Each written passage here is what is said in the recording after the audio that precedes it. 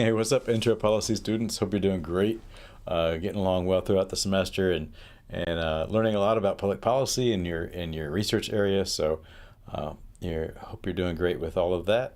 I wanted to stop in today with a little supplementary information around actor interaction and policy change. I know you're working on this for your papers. We talked a little bit about it here and there. It's in some of the literature. Much of the stuff, the details don't come until later in the book. They're in the second to last chapter.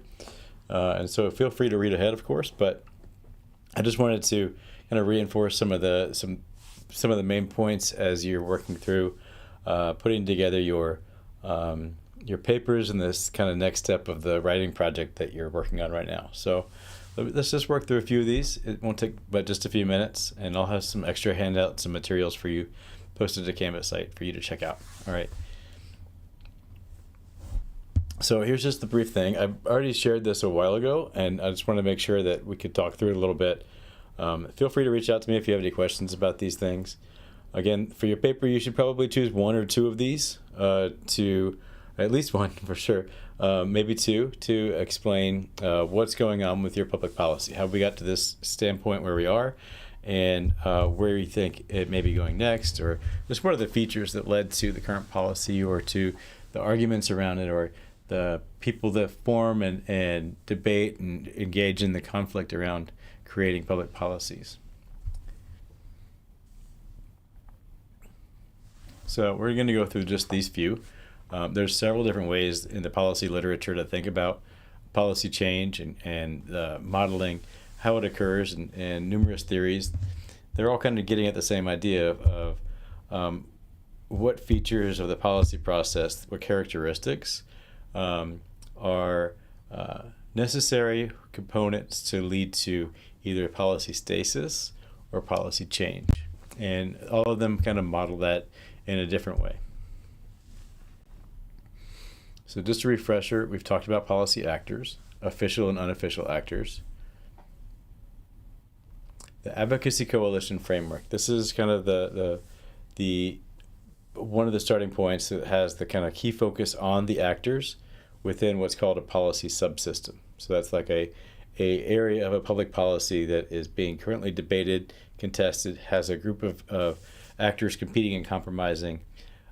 Any of your kind of the policies that you're working on for your papers are kind of a policy subsystem.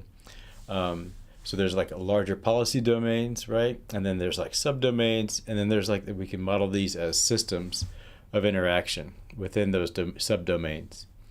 So the actors are forming coalition based on their shared beliefs and their shared interests. And these coalitions, it's modeled through this framework, compete and compromise. So now we're talking about actors as groups. And what brings them together are their beliefs. They have either deep core beliefs, their fundamental aspects, their fundamental beliefs, their worldviews.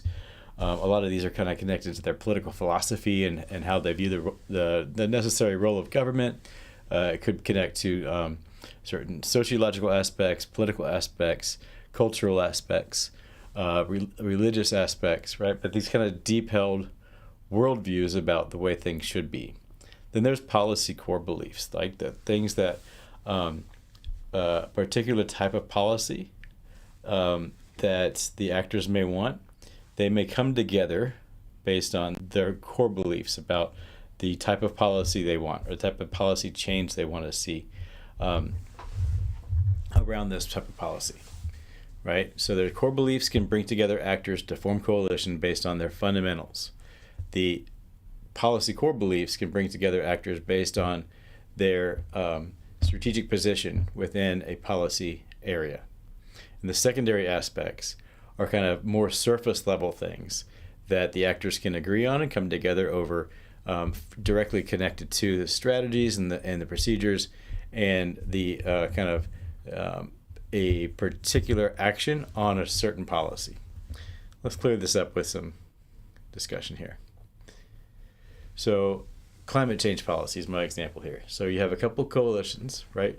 You have a pro-mitigation coalition, right? These are the kind of environmental, non-governmental organizations, climate scientists, renewable energy companies.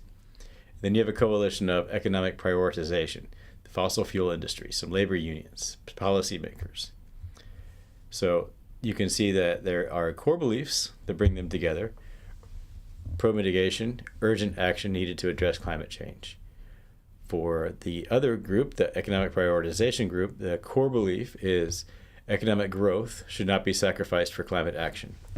Right? So brings together these groups based on that core belief. Now what they're going to do, they'll have a policy level belief, what they want to do around a particular area, and then a policy secondary aspect belief about how they're going to do it.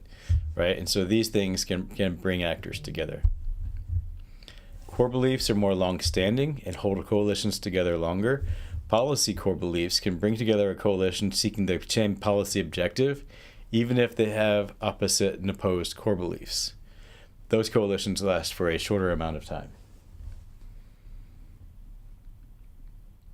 The next one is incrementalism. This is just like the idea that little bit of change happens in increments over time. This is a theory proposed by Charles Lindblom, and it's the idea that decision makers kind of muddle through the day-to-day crises and make little adjustments rather than radical changes.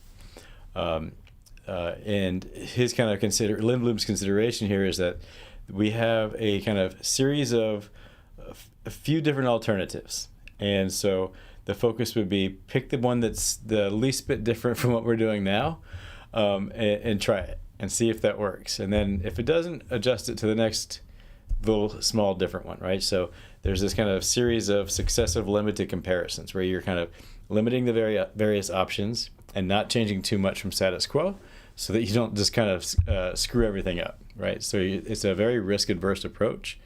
It's a very practical one for politics, too. This is the way that most of our policy change occurs in the United States. We can't really it's rare that we focus on the really big things, right? The big, we need to do this because of X, Y, or Z, right? So let's do it, like a moonshot, like Kennedy saying, let's land on the moon in 10 years, right? It's rare those things happen. So most of the time, incrementalism leads the day because it is easy to get enough people on board for a very small change, because it reduces their risk of losing political capital.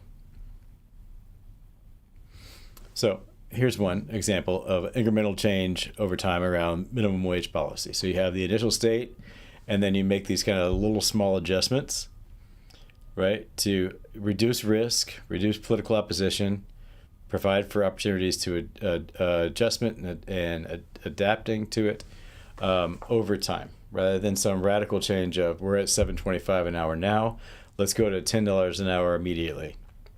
Those are pretty low prices, but that's the federal minimum wage. The states add on a lot of their own minimum wage too. The next idea here is punctuated equilibrium theory. This builds on incrementalism, right? The incrementalism is the foundation for this idea, and the fact that we regularly follow this kind of incremental pattern of policy change, little changes here and there.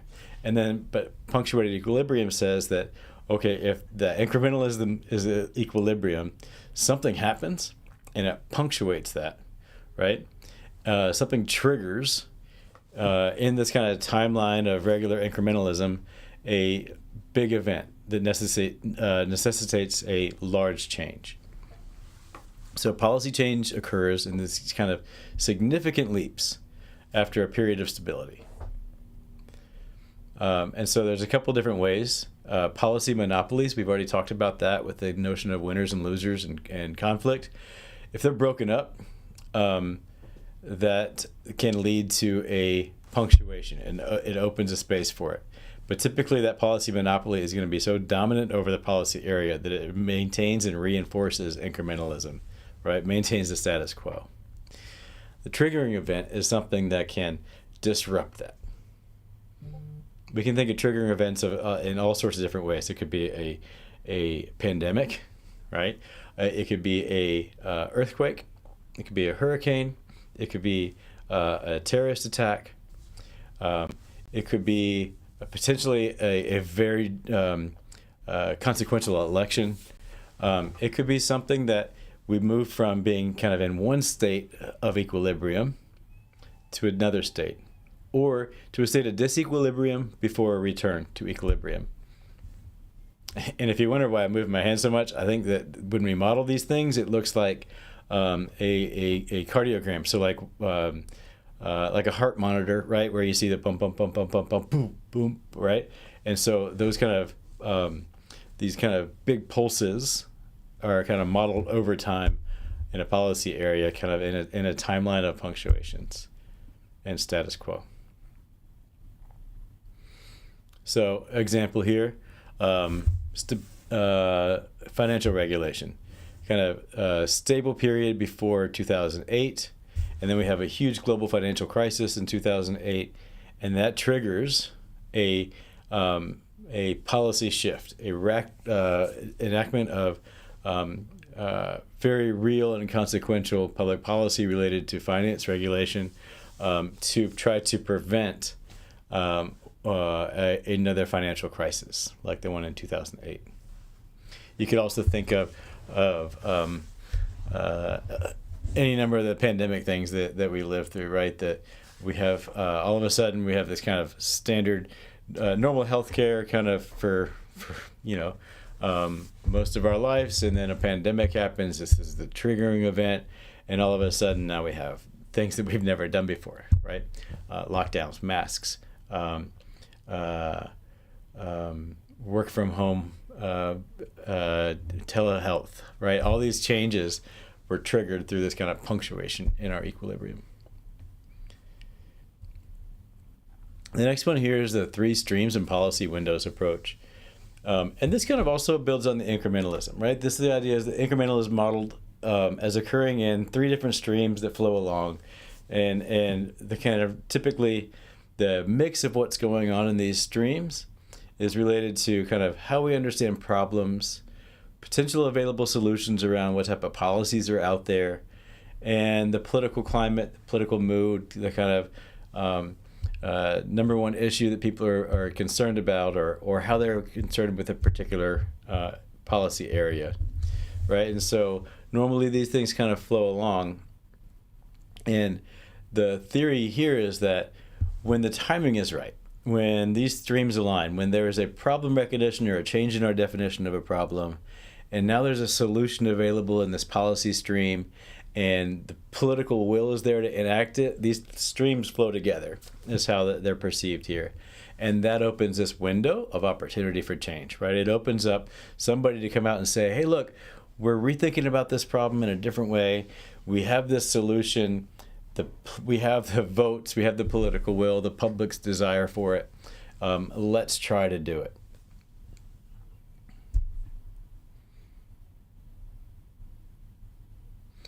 So here's a cool example, telehealth policy, right? This also kind of goes with the pandemic example that we're talking about, but the flowing in this problem stream typically over time has been rural healthcare access issues, and rising healthcare costs, and the ability for rural residents across the country to access quality healthcare.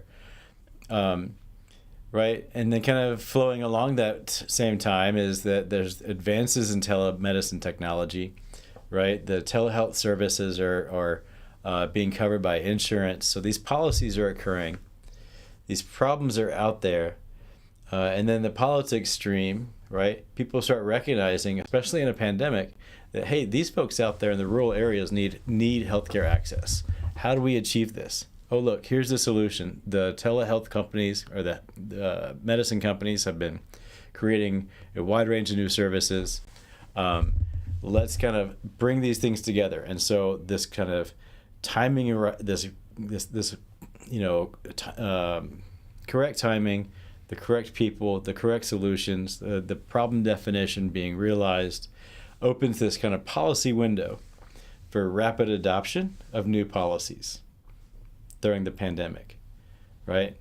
And now that the pandemic is past us, we're still using these kind of new telehealth policies. It's so nice to have a sick kid and not actually have to pack them up and take them to the doctor to get some cough medicine, right? You can dial in on your phone or your computer to see your doctor, right? This is kind of a result of that change, and let alone the access for rural Americans. So the policy window opens, and policy entrepreneurs, that's how we think about the actor here, advocate for this health expansion. They get the congresspersons on board for passing new legislation to allow this to actually occur in the U.S. And there you have it. So the Advocacy Coalition framework is kind of based on coalitions, the collection of people, the numbers. Numbers matter here. Incrementalism, this is how things normally occur. Building off incrementalism, when an event happens, right? And this event could be everybody's paying attention to something all of a sudden, right? Or we're kind of, the definition triggered us to think about a problem differently, or just some sort of external crisis or external exogenous shock happens, and for a local city or something, a shock of an earthquake, right? So it changes what they're doing about public policy, right? So this is kind of a timing effect. Another timing effect, kind of when the timing is right and the key actors are in place, and there's this kind of opportunity to make change. That's when Kingdon's model comes into place. So I have this handout. I put it on Canvas for you. And this is kind of comparing all of these things, right? So we see the core mechanism for change in each of the different approaches, the pace of change, the kind of how we consider the actors, how a crisis may impact these things, the time frame for the change,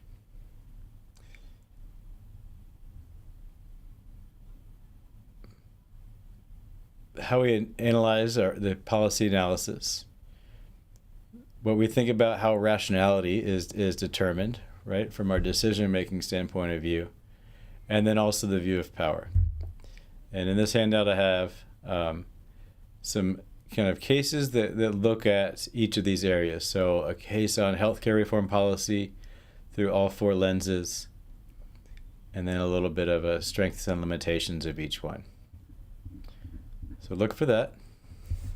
All right, I hope this helps. I hope you enjoyed this short little extra video on policy change theories. Incorporate them into your paper and into your understanding of these things. Look for references, certainly in your textbook. It's in the second to the last chapter. And then, you'll be able to find them also in other lecture notes too. All right, thanks.